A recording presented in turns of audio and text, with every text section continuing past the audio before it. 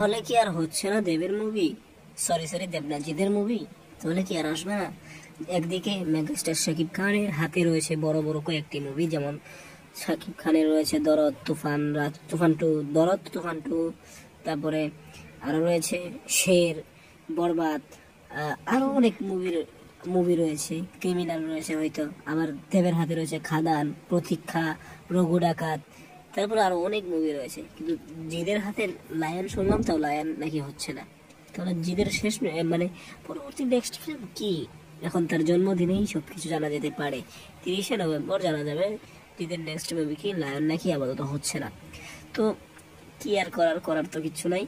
এখন আর কি বলবো, যে আবার এখানে শক্তিমান ফিরে আসছে শুনলাম, এটা নিয়ে আমরা একটা ভিডিও বানাবো, সেটা আপনারা দেখতে পারেন। তো জিদ না, এক পোড়াটাই কি, এখন তার মুভি কি হতে পারে জানি না। তো থাক, দেখা যাক কি হয়। সুন্দর।